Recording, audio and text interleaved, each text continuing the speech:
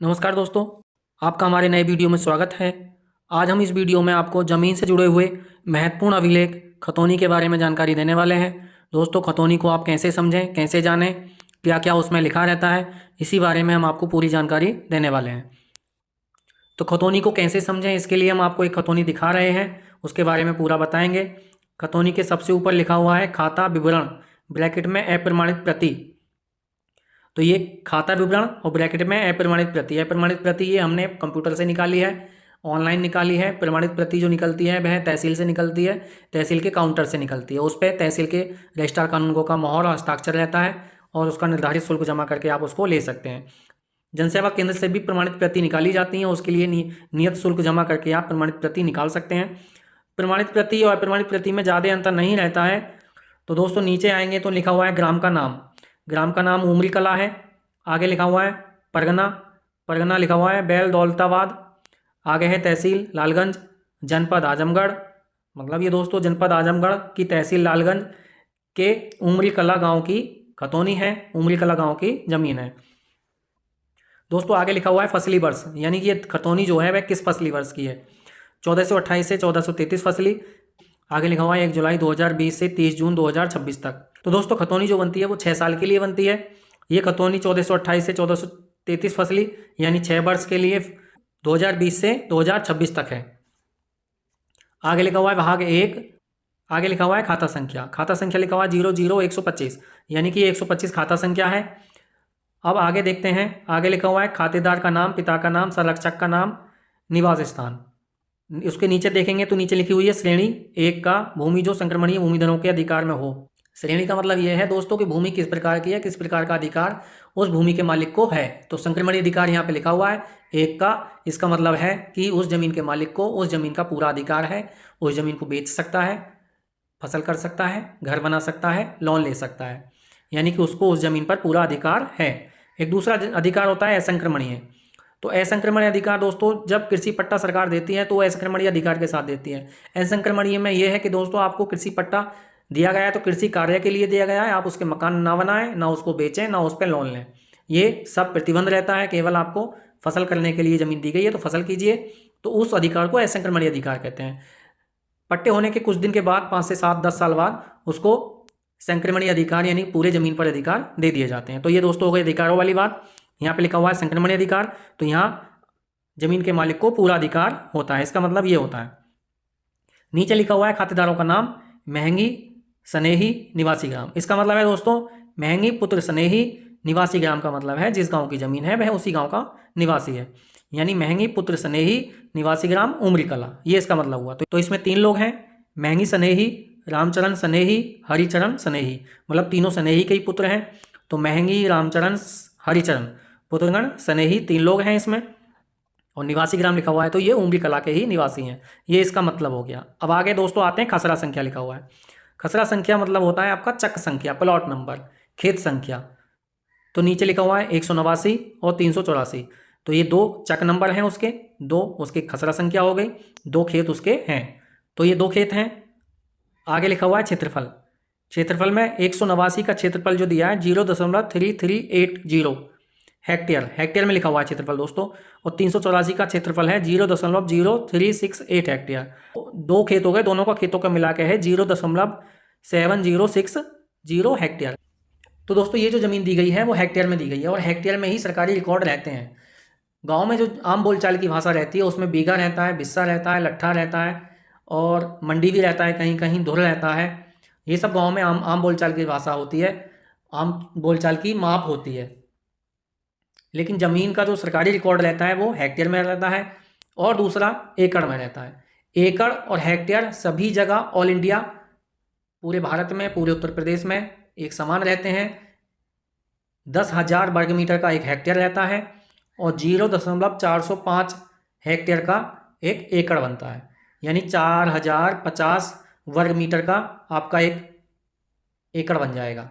तो दोस्तों ये जो ज़मीन दी गई है आप इसको इस तरीके से देख सकते हैं, और आप इसको बीघे में जानना चाहें तो जो पक्का बीघा रहता है वो 0.253 हेक्टेयर का होता है, और जो कच्चा बीघा होता है उसका आधा मतलब 0.126, और यूपी वेस्ट में 0.064 हेक्टेयर का भी बीघा होता है। तो ये जगह जगह अलग अलग बीघे होते हैं।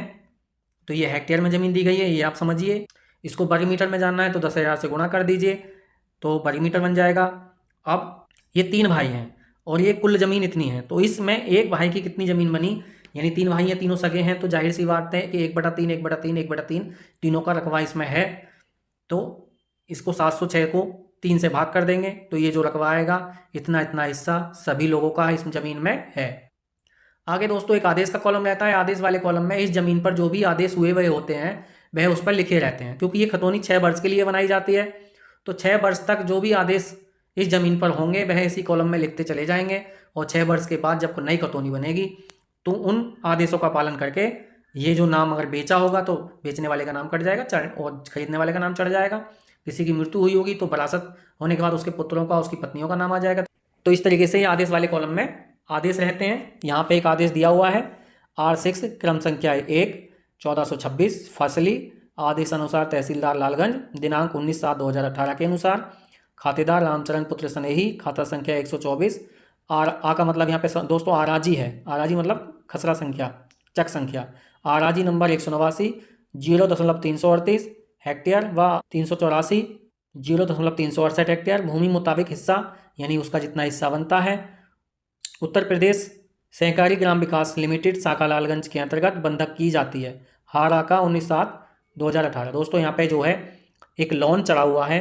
ये जो एक भाई है इनमें से रामचरण पुत्र स्नेही, इसने अपनी ज़मीन पर लोन ले रखा है, वह लोन इस पर चढ़ा हुआ है और इसकी ज़मीन को बंधक कर दिया गया है। बंधक का मतलब ये है कि इस ज़मीन को ये जब तक लोन नहीं चुका देंगे बेच नहीं सकेंगे।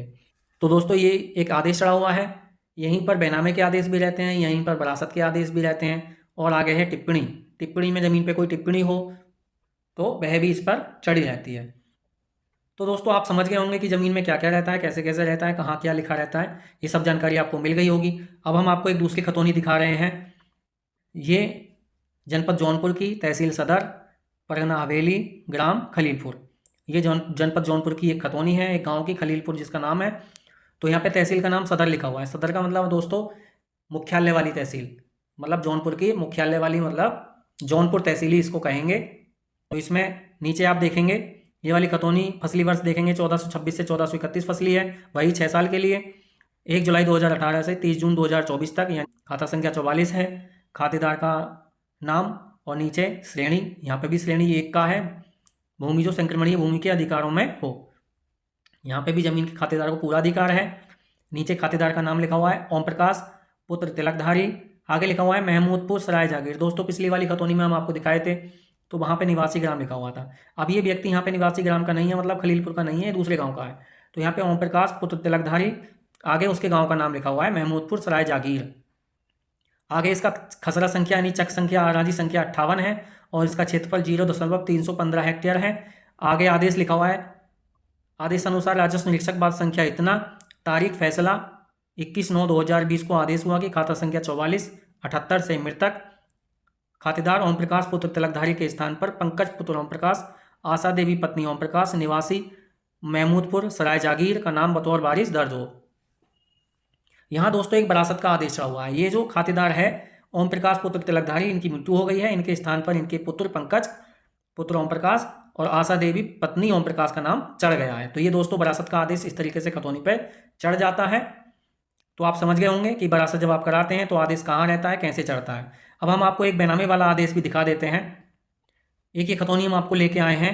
गांव का नाम है उमरी कला, परगना बैदौलताबाद, तहसील लालगंज, जनपद आजमगढ़। फसली वर्ष आप समझ गए होंगे।